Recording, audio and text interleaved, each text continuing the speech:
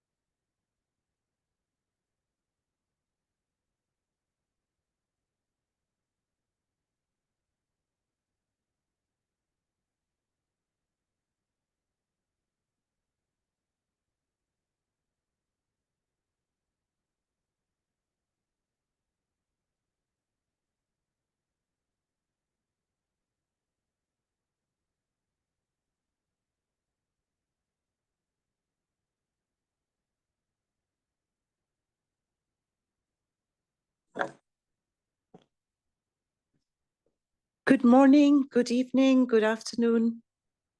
Welcome once again to today's EPI-WIN webinar. Today's topic is community protection for cholera, risk communication and community engagement. It's the first in a series that we will be hosting on EPI-WIN, and we are very grateful to be co-funded in this initiative by the European Union Humanitarian Aid, or ECHO, as part of the larger support for community protection for cholera. For those of you who are new, EPI-WIN stands for the WHO Information Network for Epidemics. And this webinar platform aims to produce information, share information and knowledge amongst each other in a relevant, accessible, and understandable way, so that you can use this information for something useful in your work and your country. And we'd love to, one of the best things about EPI-WIN is that we consider it a family. I know many of you join regularly, and those of you who do know what you need to do. We love to hear from you, so please introduce yourself in the chat, your name, what you do, where you come from. We have people joining from over 160 countries, and we love to hear from you. Please share your insights today on the chat, but if you have questions, those of you who attend regularly know this, please put your questions in the Q&A box so that we can track it easily. This webinar is being recorded, and the recording will be shared with you later. And without further ado, I will now request Dr. Stella Chungong, Director of Emergency Preparedness, to provide the welcome remarks. Thank you so much, Chair. Good morning, good afternoon, and good evening to you all. It is my pleasure to welcome you today to the EPI-WIN webinar, which is the first in our Community Protection for Cholera series, focusing on risk communications and community engagement. I would like to warmly thank the European Civil Protection and Humanitarian Aid Operations, ECHO, for their continued support to this important work. Cholera remains a pressing global health challenge.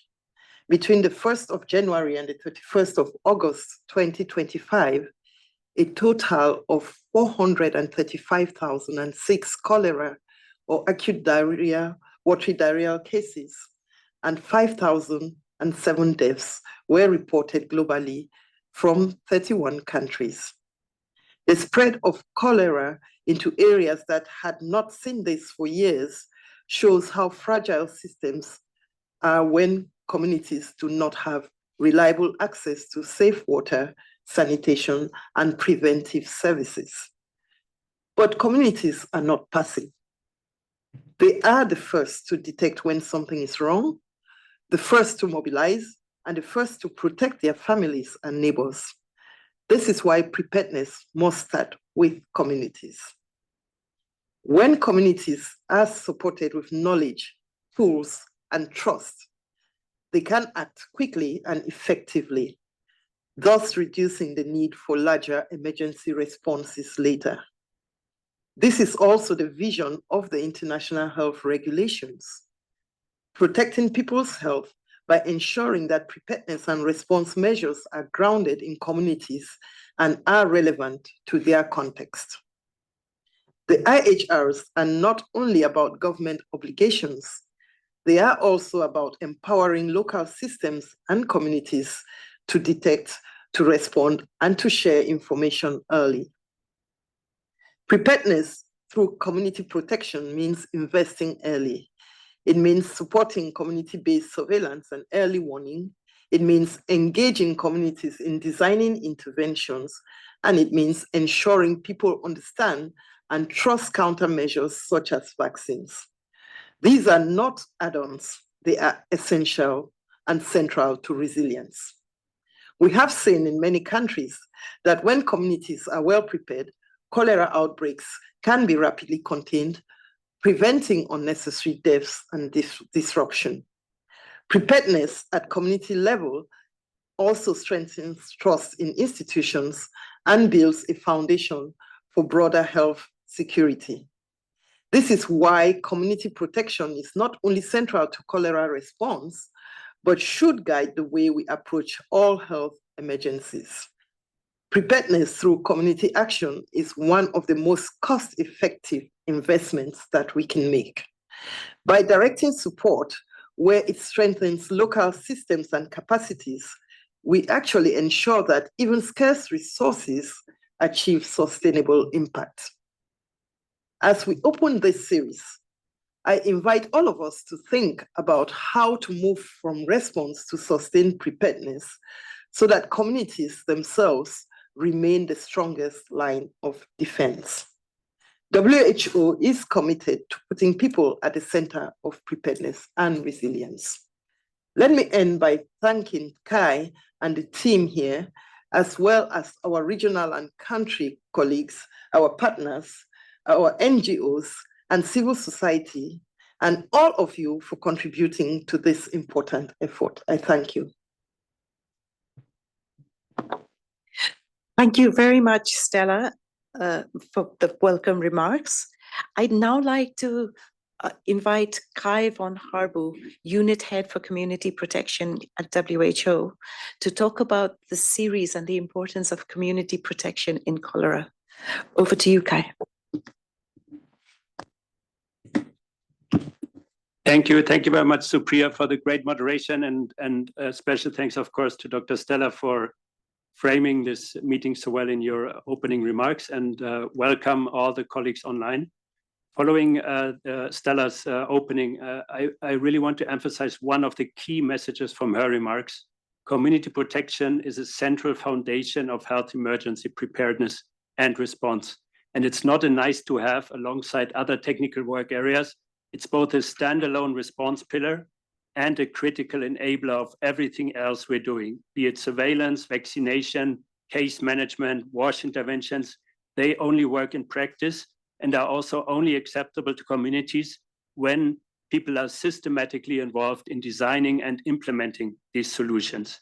And that means co-deciding where the water points are located, how latrines are maintained, which messages resonate, and who is trusted to deliver them. And no technical solution can be effective unless people know the disease they face, they recognize symptoms early, and they act quickly to protect themselves and their families. And this is especially true for cholera, where we need really rapid household action, safe water, hygiene, ORS use, prompt care seeking to break transmission. And these principles hold across all outbreaks. Wherever communities co-design interventions, the uptake improves and the transmission falls. And this is why WHO has included community protection as a core subsystem of our health emergency preparedness, response, and resilience, or HEPA framework. And we have very clear building blocks of community protection: risk communication and community engagement, infodemic management, community-based early detection and response, community workforce capacity, and the links to primary healthcare and social support. And all of these principles are also embedded in the international health regulations that clearly call for risk communication capacities and inclusive public health measures before risks cross borders. And this approach also aligns with the Global Task Force on Cholera Control roadmap. And we will hear from our colleagues, Marianne and Kate from the cholera team, on how this is operationalized through WHO GTFCC support to countries. And this series will cover the full spectrum of community protection that I was just speaking on. But RCCE is really the backbone of community protection, especially for cholera. And this is why we focus on this aspect today. And we will hear a strong example from Sudan of how RCCE enabled rapid community action in a cholera outbreak. And a critical enabler across all of this is community data. We need timely and granular information that is generated with communities, social listening, rapid qualitative assessments, community-based surveillance, etc.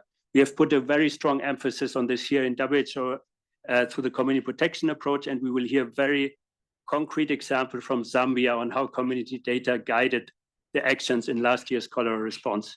And the same logic applies beyond cholera. In Mpox, community protection was central to the response and still is, of course. And in many countries, we are now building on the capacities and mechanisms built for Mpox to strengthen preparedness and response efforts for cholera and other emergencies. And in the current Ebola situation in DRC, community protection focuses on RCCE, on community-based surveillance, safe and dignified burials, points of entry, and in particular, training and supporting the relais communautaire in their work, which is absolutely central in this response. And all these efforts draw directly from the Mpox and the cholera response in DRC that we have already supported throughout the middle of last year when Mpox was declared a public health emergency of international concern, and also from the recent successful response to Sudan virus disease in Uganda. I also want to express my sincere appreciation for the support of ECHO, which really enables us to advance this important work now and more sustainably than only through individual responses. And I would like to recognize our many partners we have, in particular the collective service. And we will hear from Dana, of course, later in this call as well, which is our platform for RCCE partnerships with UNICEF and IFRC, who are also our main partner in the overall community protection approach, and the GORE network. And it's really an excellent collaboration we have. And this today is just the start of the series. We'll come back to you with more sessions on the core components of community protection for cholera that I had mentioned before. And I really look forward to today's discussion and to learning from all these experiences from the field. Back to you, Supriya. Thank you very much, Kai, for explaining and framing the community protection work of which cholera is a critical part of that. And thank you also, I repeat, we're very grateful to ECHO for their support here. And with that, I'd like to invite Dana Leroy, the Policy Officer for Health and Nutrition for ECHO, to say a few words from the perspective of the donor and the work they're doing. Over to you, the floor. Thank you very, very much. So first of all, I'm really happy to be with you today. It's really a special event for us in ECHO. I want also to pass the congratulations and, you know, our best regards and wish of success from all the colleagues working in the country offices and the regional offices with whom most of you probably already interacted. I want to say only very few things because most of it has been already said by the previous speakers. Cholera is not a fatality, and in ECHO we really trust in this statement. Probably the situation today shows that we can do better, we can do more, and this is the reason why today we are together with you, because in order to make this happen, we need your feedback, we need the information from you, we need to understand better the context, and probably together in an integrated approach, matching response and prevention, involving communities and mobilizing also the national and regional level, we will succeed. And we are grateful for all your efforts and of all the support you are giving to us and to the Global Cholera Task Force in their daily work. Thank you very much. Thank you so much, Dana. And once again, thank you for your support. I would, before we go on to the technical session, which will be moderated by another Dana McLaughlin, who's the coordinator for the collective service, it's time to hear from you. Those of you who know EPI-WIN know what's coming next, right? It's Slido time. And I'd like you to go to slido.com, hashtag 3395298. So that's slido.com, hashtag 3359298. And let us know, in your experience, what is the benefit of community involvement in a health emergency like cholera outbreak? It's a word cloud, so in a few words. Slido.com, hashtag 3359298. Great. We're getting early detection, acceptance.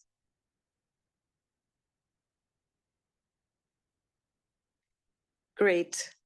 Now the responses are coming in. It's always so good to hear from you, and not just good to hear from you, but good your feedback. We take it seriously, and we integrate it into our work. So please do let us know.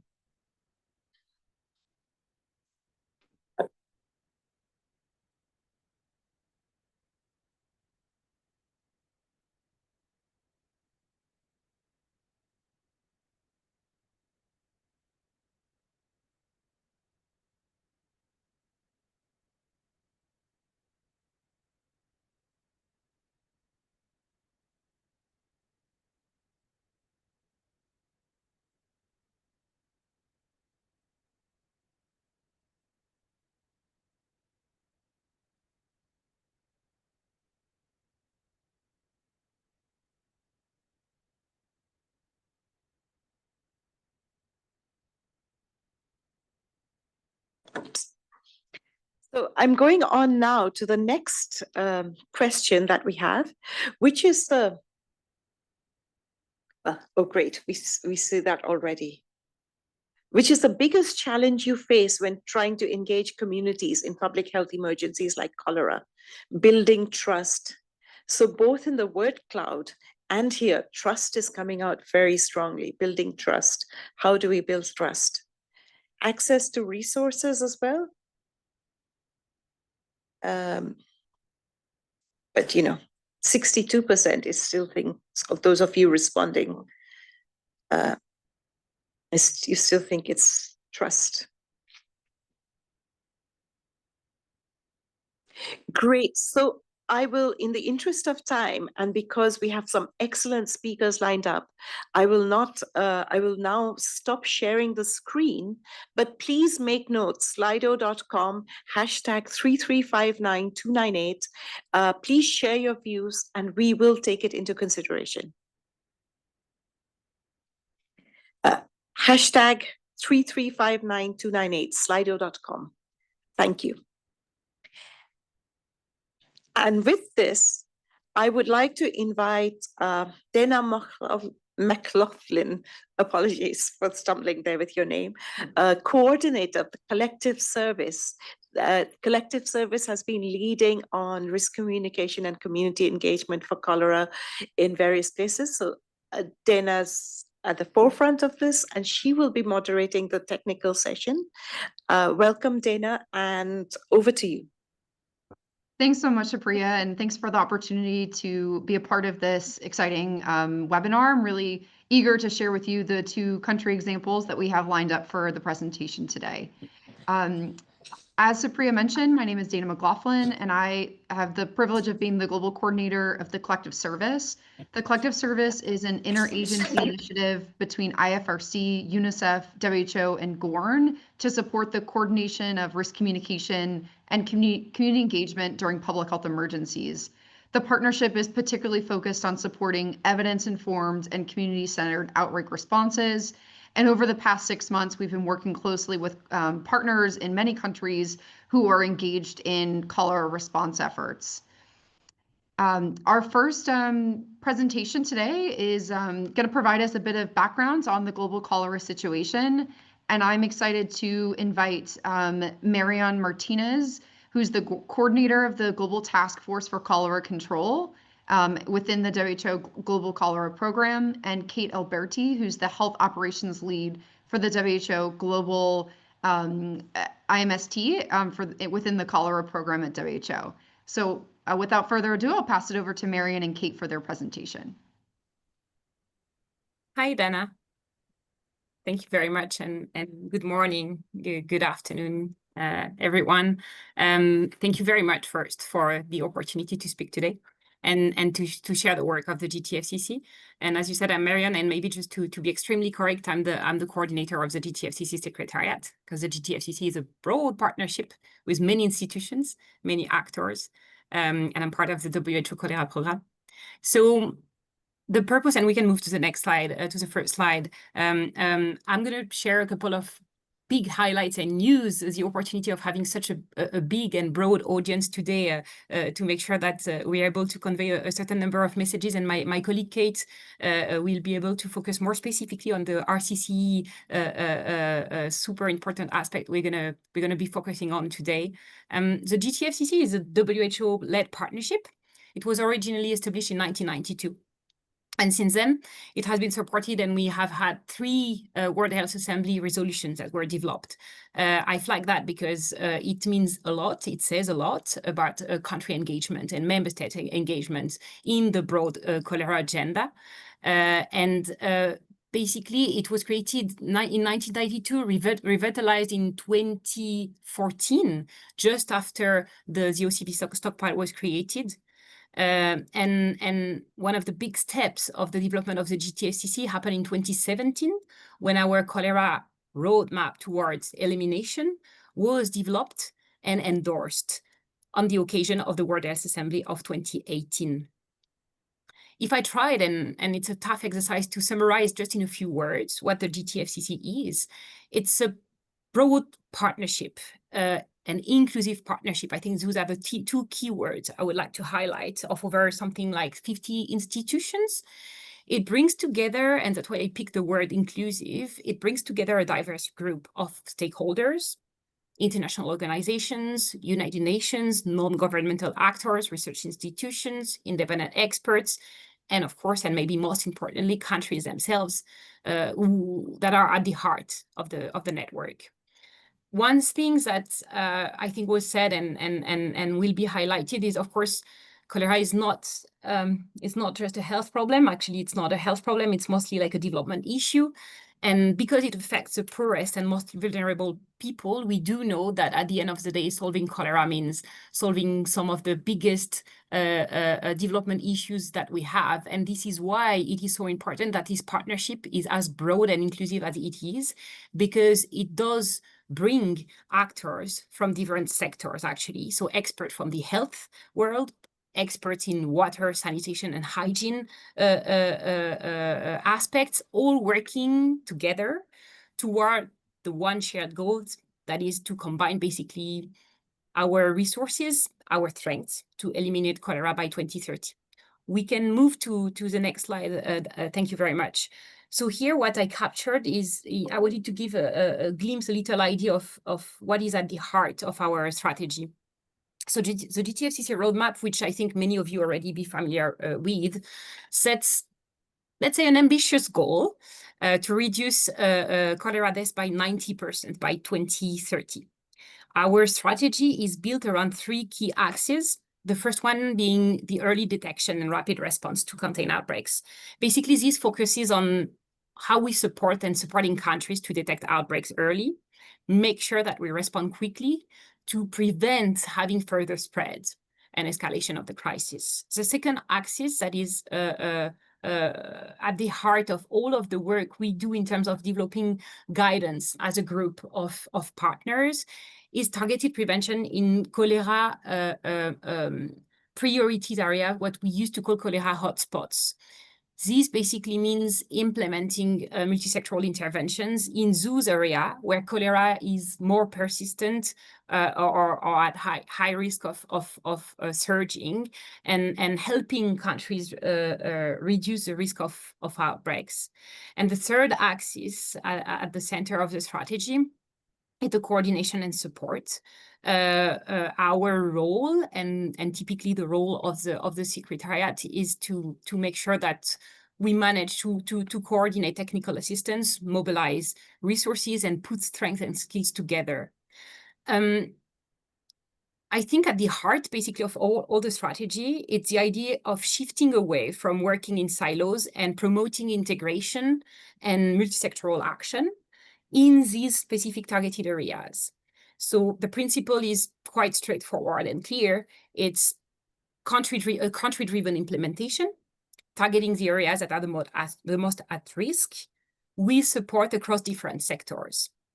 To deliver on this, our strategy is anchored in five key technical pillars: epidemiology, laboratory, vaccination, case management, and WASH.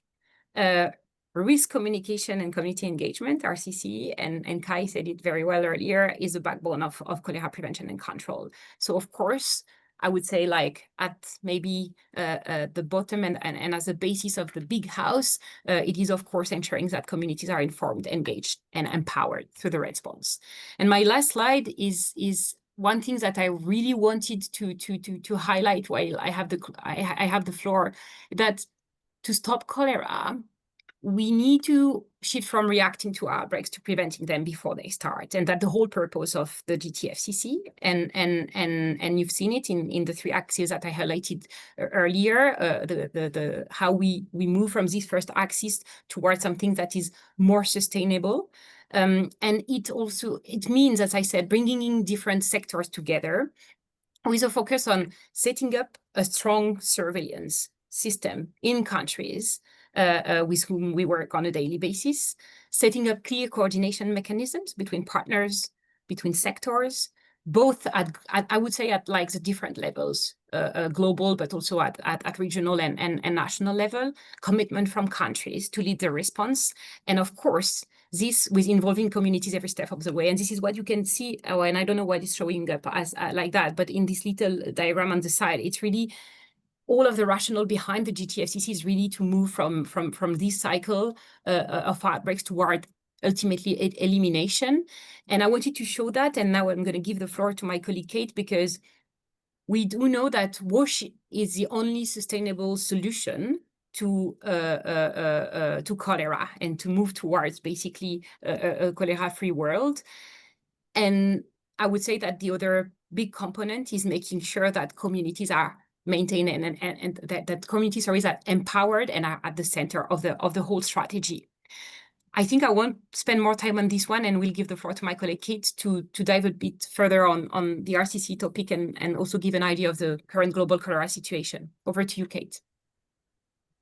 Thanks very much, Marion, and I'm really pleased to be here. Next slide, please. Next slide, please. I have been asked to give a little bit of an overview of why are we talking about this now? Why talk about cholera? Oh, the previous one, please. Not too far. The map is what I'm looking for, please. Thank you. Why are we talking about this now? Why is it relevant to talk about cholera now? And I think when you look at this map, which is the map of current outbreaks, this is from just about a week ago, we can really understand why this is such a critical issue. So just since the beginning of 2025, there have been more than 400,000 cases reported. And we know that this is an underestimate. And this is already, it's a huge number of cases. What is even more worrying, though, is the fact that there have been more than 5,000 deaths reported. And that's 50% more deaths than were reported in the same period last year. These reports are coming from 31 countries. And I think one of the things that is, for me, really highlights the importance of today's presentations is that in some of the countries that are reporting, up to 50% of the deaths are occurring in the community. So these are people who either didn't get to healthcare or went home and didn't manage to re-access healthcare. We don't have all those details, but it's really important. And I do want to say that this is data, the data on community deaths is something we didn't even look at until a few years ago. We collected deaths as a whole. And I think it shows again just how we are reestablishing and really the value, looking at the value of what's happening in communities and how communities can are really the center and the critical aspect to how we can control cholera. You could have, as you know, no deaths in the facility, but if the deaths are still occurring in the community, then we haven't done well.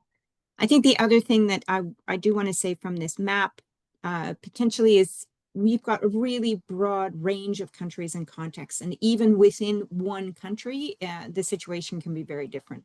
If you look at the countries that are currently on what are internally we call acute crisis, which are Chad, you can see that Chad, the eastern part of the Democratic Republic of the Congo, South Sudan, and Sudan are all they're all conflict. Unfortunately, the populations are affected by conflict. There's population displacement. There are camps, water systems, and sanitation systems are destroyed. But you also have the Republic of Congo and other parts of the Democratic Republic of Congo where there is no conflict. This is related to distances, to livelihoods. So it's getting that community side that will help us understand and to be able to properly shape any kind of response. Next slide, please.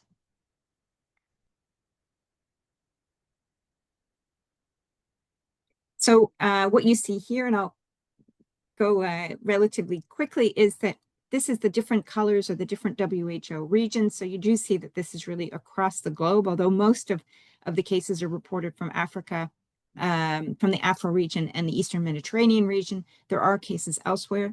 You do have a seasonality, but it never goes away. And I think this is one of the critical messages, is that there is always cholera happening somewhere. And this is why we really have to be focusing on it at all times. And the more we can prevent it, the better. Next slide, please.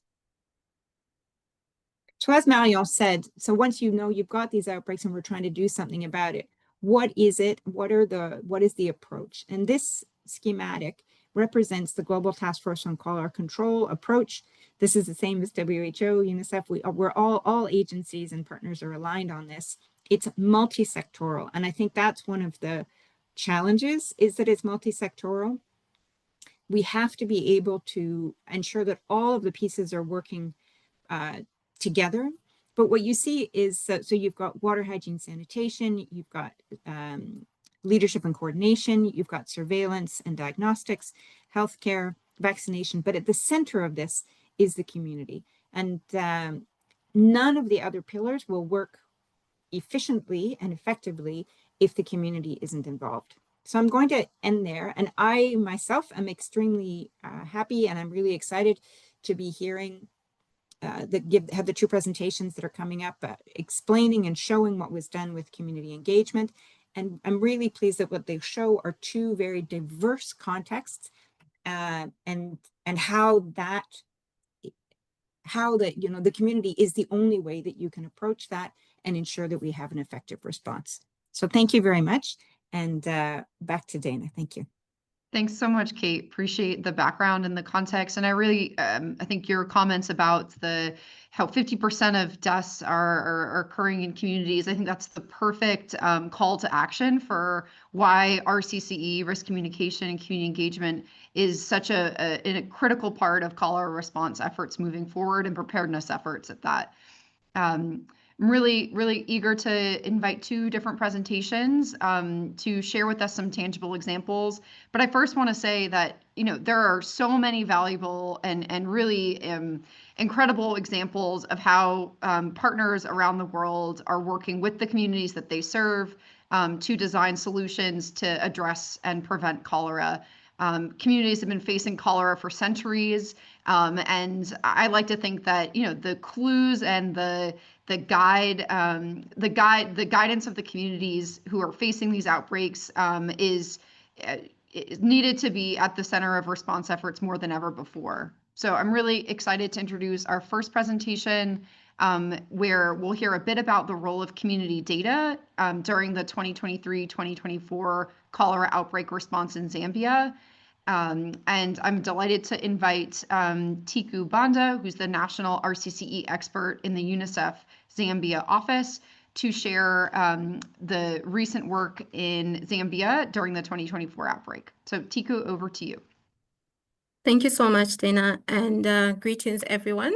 Thank you for finding the time to join us, and I hope that the presentation will help, guide RCCE interventions across different countries that are currently grappling with the different emergencies, including cholera. Okay, next slide.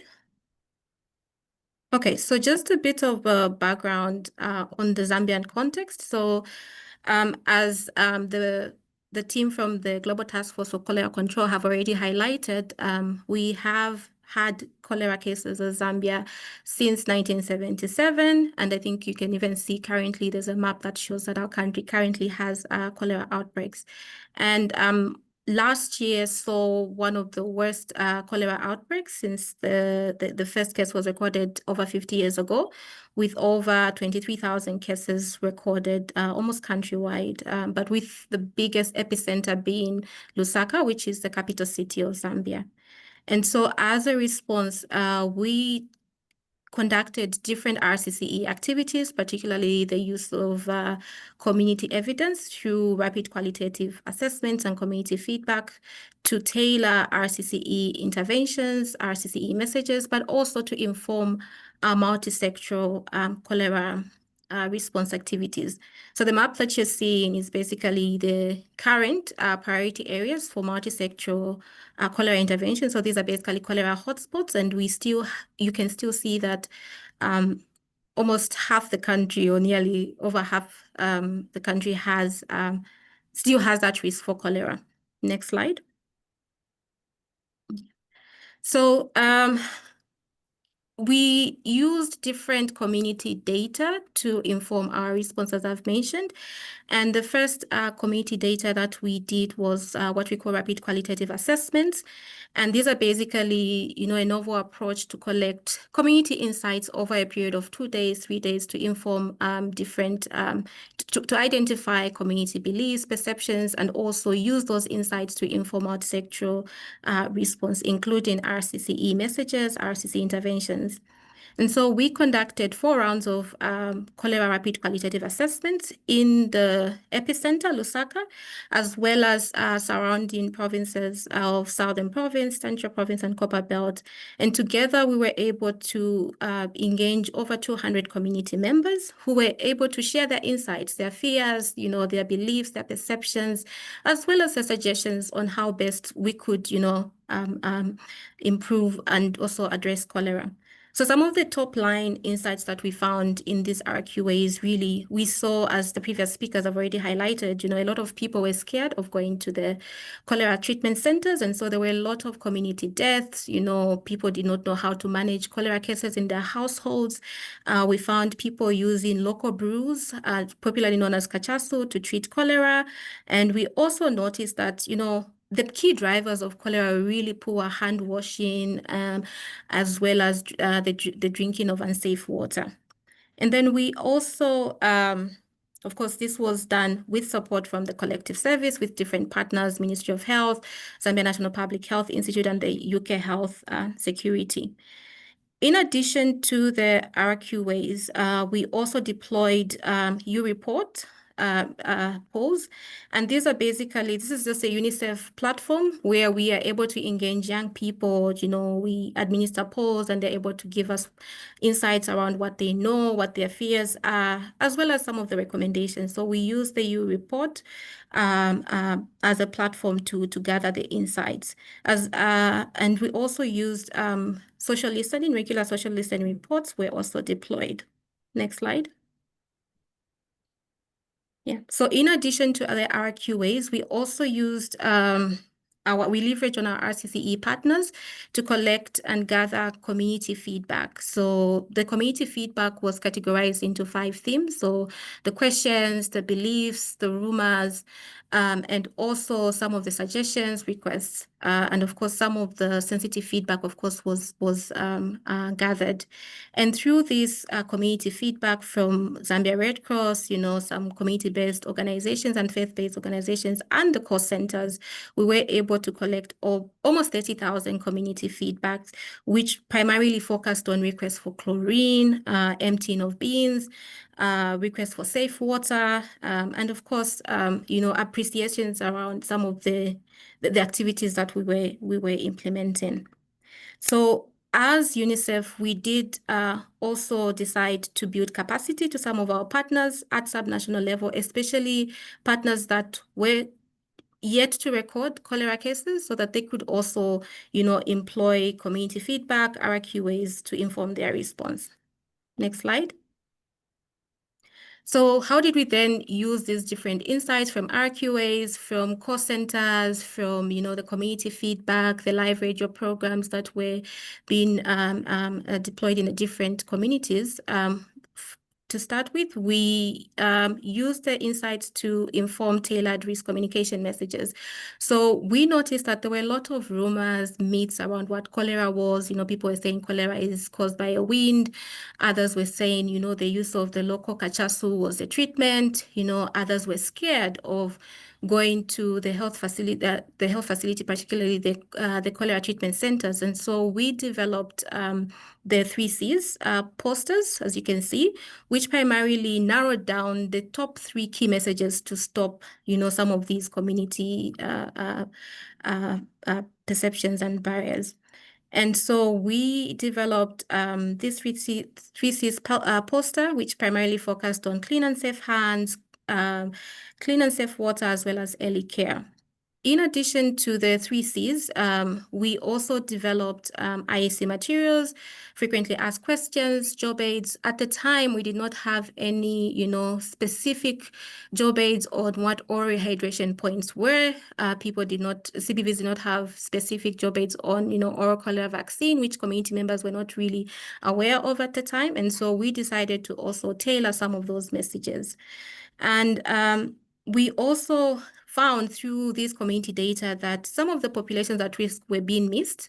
For instance, men, the conventional RCCE activities that were being deployed at the time were door-to-door sensitizations. And as we know, when you go to a household, it's mainly children at home, women at home. And so we decided to tailor targeted messages for men, meeting them where they were, the markets, the bars, sports places, just to try and ensure that they were also reached. We also tailored messages for people in refugee camps. We translated these messages into foreign languages, French, Swahili, Kirundi, Kinyarwanda, and we also translated this into Braille sign language to also cover people with disabilities. Next slide.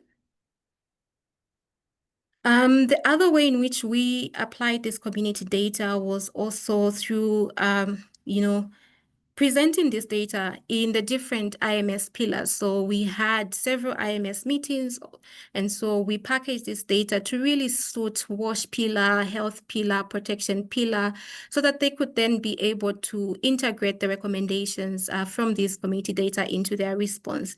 A classical example was that we had the Hero Stadium, which was our main CTC, and people were scared because they were not able to access their family members. And so we use this data to sort of influence the expansion of CTCs in smaller health facilities where people were comfortable. This was a stadium to start with, it wasn't a facility. And so we expanded, the data helped expand CTCs and also oral rehydration points, which the data basically revealed that people were not able to access some of the ORPs because they're a little bit far. We also helped, inform the gap around chlorine. A lot of community members were not able to access chlorine due to the high cost. Others were not able to access ORS. So we also supported, the data also supported with informing that, and chlorine was distributed in households. Additionally, we helped also improve, WASH infrastructure. by emptying some of the pit latrines in the communities, and also burying some of the shallow wells.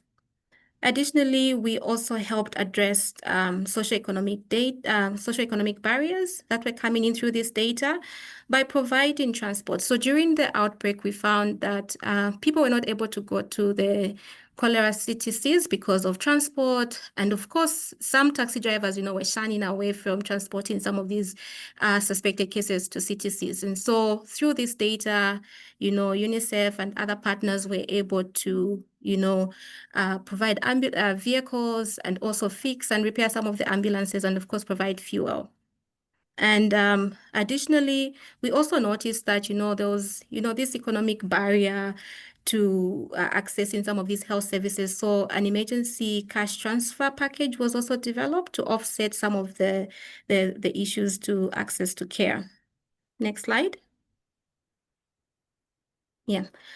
Furthermore, we also, through the data, we found that, there was a lot of anxiety, stress, a lot of people were dying. We had almost 700 plus deaths, and most of the family members were not able to access, their family members who were, admitted in the CTCs, because we know that with cholera, families are not allowed to be, bed sitters.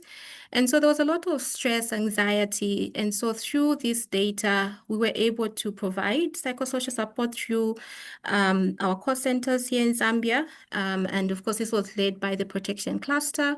And we were also able to create a help desk at the CTC, the main CTCs, just to give updates on their relatives, the status updates on their relatives. We also integrated mental health through ZMPHI and Red Cross into the cholera response, so that, people were aware of where to seek some of these mental health services. Finally, we also, the data was also used to inform policies, e.g. revision of barrier guidelines. So at the time, families were not having, family members did not have access to their relatives, and they did not know whether they had died, been buried. And so the community data helped revise those guidelines, by allowing a few family members to be part of burial proceedings. And furthermore, we also revised some of the Public Health Order Act, to also integrate, soap distributions in congregate settings, the provision of soap and hand washing facilities in congregate settings such as churches and markets. And finally, just to say that beyond these guidelines, the evidence that we got really highlighted gaps around, the need to have a multi-sector RCCE multi-hazard plan, and also the need to have a community feedback SOP to guide how data is moved and used to inform emergency response. Next slide. So the image that you're seeing is just an example of a retrospective study that is currently being led by the Collective Service. And for those of you who don't know, the Collective Service is basically a partnership between UNICEF, WHO, and IFRC. And you can see that some of the RCC activities that we did helped reduce, the incidence of cholera. I don't have the, what is it called? I can't show you with my laptop, but I'm hoping that you'll be able to make a bit of sense as I'm trying to guide. So the graph basically shows the cases, from week 1 all the way to the last week. And this red orange line is basically the cases. And then the dotted blue line shows the case fatality rates, and the green lines, the vertical green lines are the RQAs themselves, and the shaded area is the community feedback that was the period when the community feedback was being collected and used. So you can see that from around the time we had the first RQA to the last RQA, we had a sharp decrease in cholera cases. And whilst we cannot completely say we helped directly reduce this, but we can say that we contributed to the reduction of cases through, the use of evidence that was collected, and of course the integrated RCC activities that were being implemented. Next slide.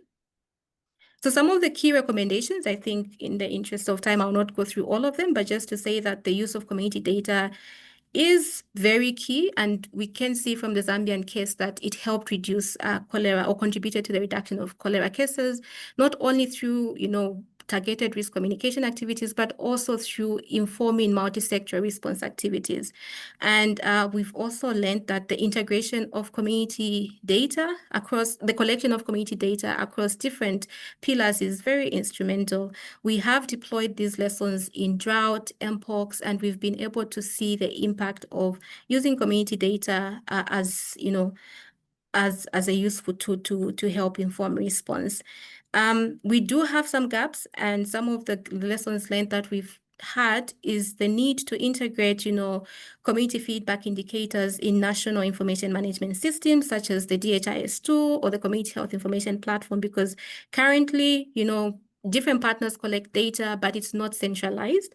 And so we have been having bilaterals with our government to see how best some of these indicators can be integrated. And of course, we know that one source is not enough, so triangulating different community data is key, using social listening, using rapid qualitative assessments, using information from call centers, live radio programs, as well as, direct community feedback is key. Thank you. Thanks so much, Tiku. I hate to cut you off because this is such a rich presentation, but I do want to make sure we have some time for our next presentation and some questions. I just want to thank you for your time and for the presentation, and I really want to say that your presentation was such a great testament to the power of partnership, the many partners that made that possible, that response effort possible in 2024. And I understand that a lot of those lessons learned and key findings from the work in 2024 are being leveraged for the current cholera response that's happening in the northern province in Zambia. So it's really great to see that effort carry forward. All right, on to our next presentation. I'm really happy to introduce Ibrahim Abdelkir, who's a program advisor at NIDA, which is a Sudanese Development Call Organization. Ibrahim's going to share some RCCE approaches for building community awareness during the acute phase of a cholera outbreak. So Ibrahim, over to you.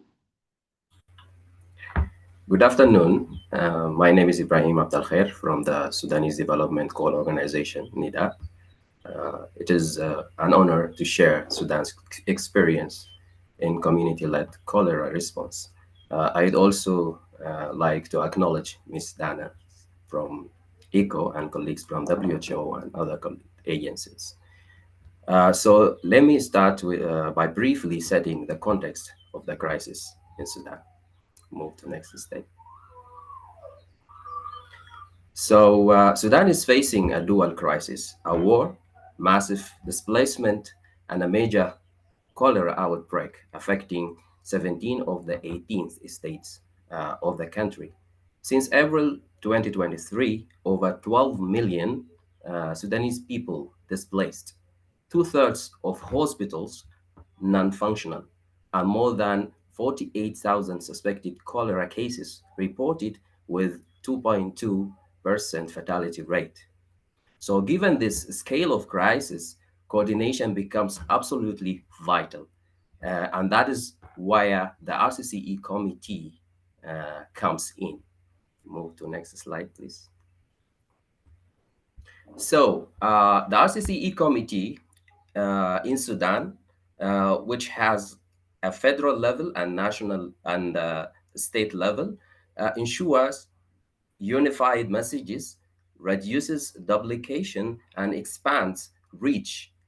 It brings together Ministry of Education, Ministry of Health, UN agencies, local organizations, media, and states' health departments to share timely information, guide planning, and strengthen preparedness. There are weekly meetings and joint planning events are taking place, which are essential for coherence in such a fragmented context. So now let me share with you how this coordination is translated into a concrete community-led activities on the ground.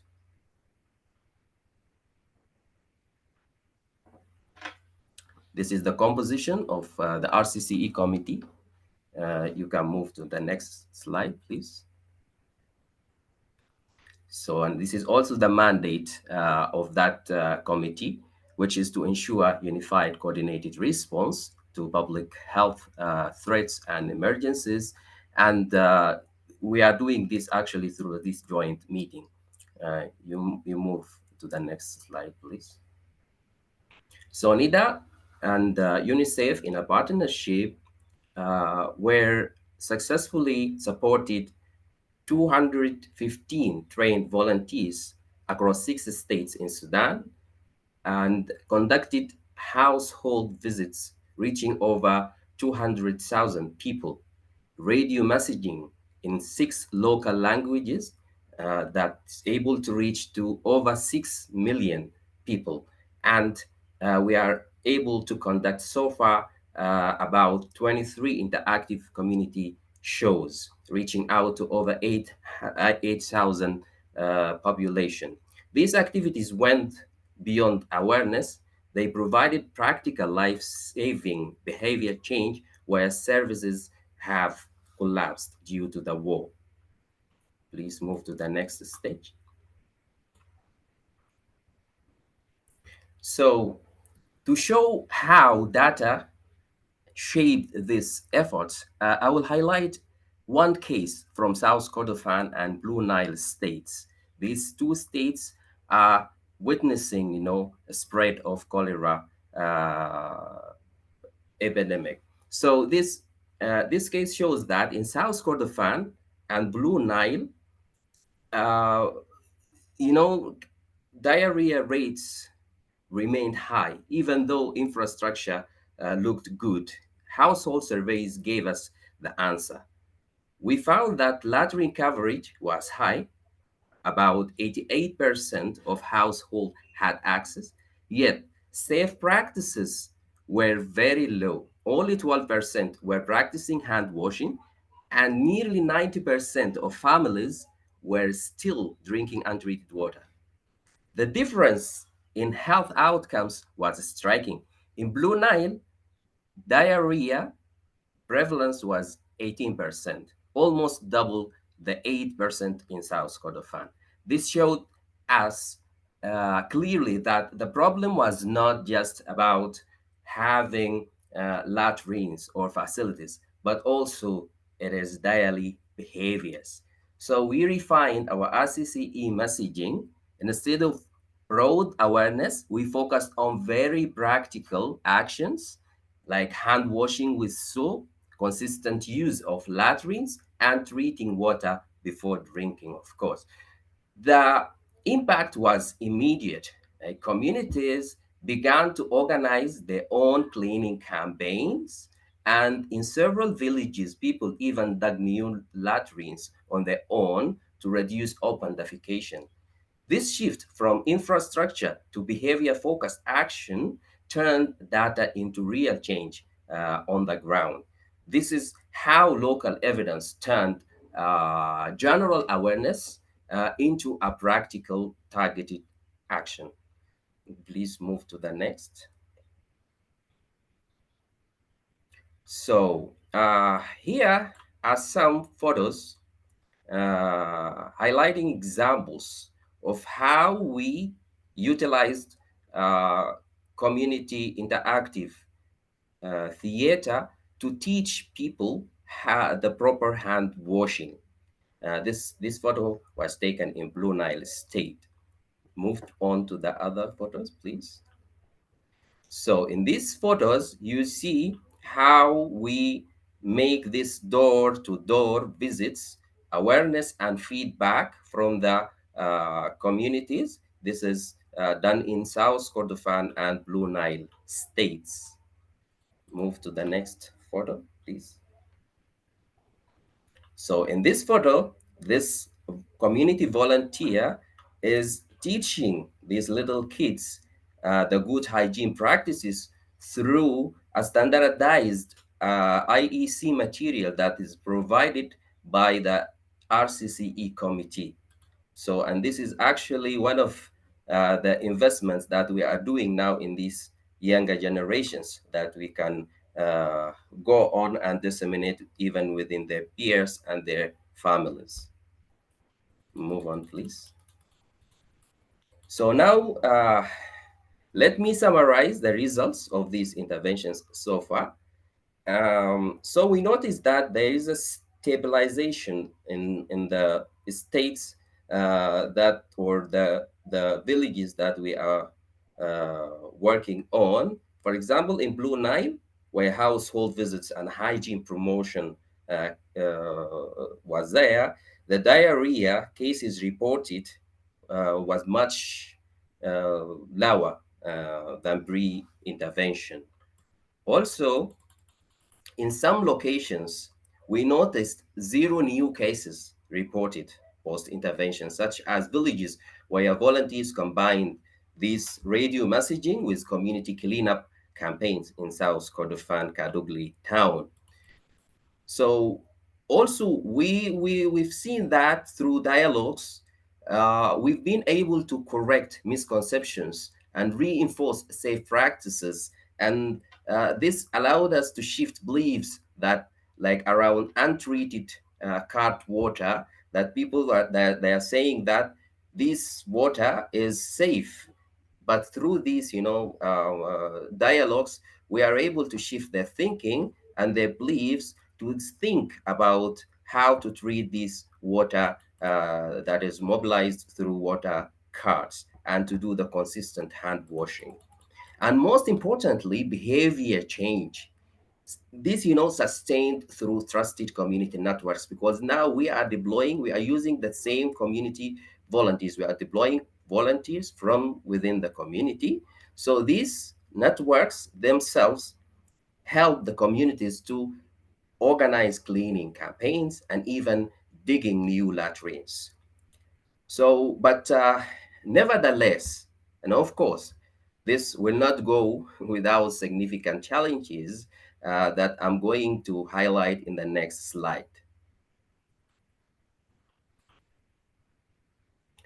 So, these challenges are multifolded actually. So we have fragile health and water systems in Sudan. It was already drained, and now it is even worse after the conflict. There's shortages of chlorine and ORS, and also weak radio coverage due to long hours of power outages, even because of this war, and delays in government approvals due to security constraints. This really limited both speed and scale of our responses. But despite these constraints, we draw important lessons and have a clear call to action for all. So we learned that this small data we are gathering from the community through the community feedback mechanisms, uh, it derives response. It transforms, even our thinking, to think out of the box and be responsive, and to invent even responsive modules that is able to make a change on the ground. Also, we learned that behavior change only works when paired with commodities like providing soap and chlorine. You cannot go to these families and you just give them words without giving them something tangible like soap and chlorine. So also we've learned that volunteer networks are the block and the backbone for rapid and sustainable outbreak action. This is why I think now we are even linking all these volunteers into one network statewide, and we are trying even to make them connected nationally. So, and we have also a call. So we are calling to sustain collaboration with the Ministry of Health, UNICEF, WHO, NGOs, and donors, and expand investment in volunteer-led RCCE to strengthen Sudan's outbreak resilience. So in conclusion, our experience demonstrates the power of community RCCE in saving life and the magic of data. Data is important to guide our community-led RCCE. Thank you very much for your attention, and I look forward for the discussion. Thanks so much, Ibrahim. It's a really powerful presentation you provided. I want to thank you and your colleagues and all the partners that you work with to ensure that RCCE is a priority for the ongoing cholera response. I really appreciate what you said too about, it can't just be words; it has to be complemented with tangible materials and treatment and tools to support the ongoing response. And I think that's a great message. I do want to move, I know we're a little over time, but I do want to ask each of our presenters a question, and maybe Ibrahim, I can start with you, trying to pull some questions that are being answered in the Q&A function. I want to ask you, there's a question here about what are some of the most effective community engagement approaches that have helped build trust during cholera responses, especially with or in communities with low literacy rates or with low health literacy? And I was wondering if you could take that question for us. If I understood well, so we are, as I said, we first of all we do this community engagement sessions and do intervention assessment, and we know that we get to know more about the community, the literacy rates and everything, and this is why even our messaging is and sometimes is translated into local languages. And we are using actually volunteers from within the community, those people who knows, even their people more than us. So the way we are working now, we just train these volunteers and equip them with the knowledge. Then we send them to their communities so that they can disseminate this knowledge using their own languages and these simple languages. So this is how we are overcoming these issues of like language barriers and Thank you so much. cultural sensitive issues. Yeah, thank you. Appreciate that, Ibrahim.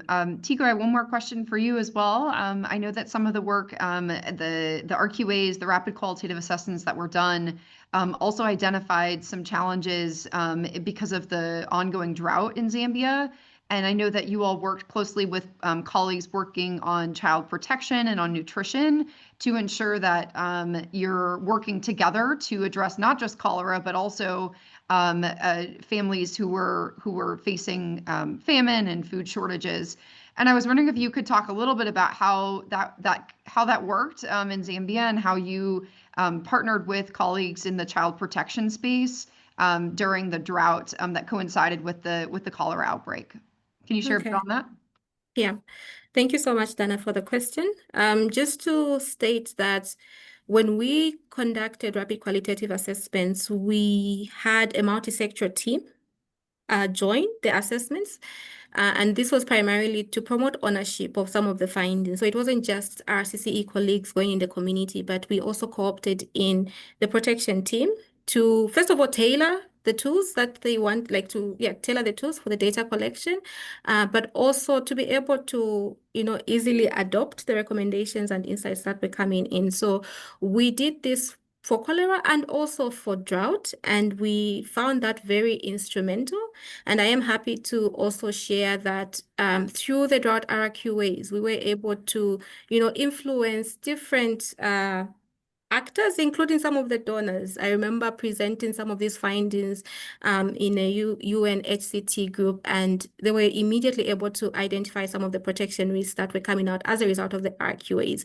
And because of that, we did, eventually get funding targeting protection risks in Zambia. So I can say that co-opting this multi-sector team is key to sort of promote ownership and sustainability of the findings coming in. Thank you. Thank you, Tiku. Appreciate that elaboration on the work. And again, it's a testament to how, many actors need to be at the table when we're thinking about cholera prevention. And that's been a consistent theme throughout the presentations and the remarks today. I wish we had more time for questions. There's a lot of great questions in the chat, but I think I will just conclude here by saying that, RCCE, risk communication, community engagement is clearly a backbone of cholera response efforts in all countries. And I want to acknowledge that, there was at one point over 750 participants on this call today. And I want us to emphasize that everyone has a role to play in strengthening risk communication and community engagement during cholera outbreaks. I think if we all take one thing away from this call today, I hope that you all were empowered and encouraged to work with your own communities and networks to think about ways to center communities during cholera outbreaks and even ahead of cholera outbreaks.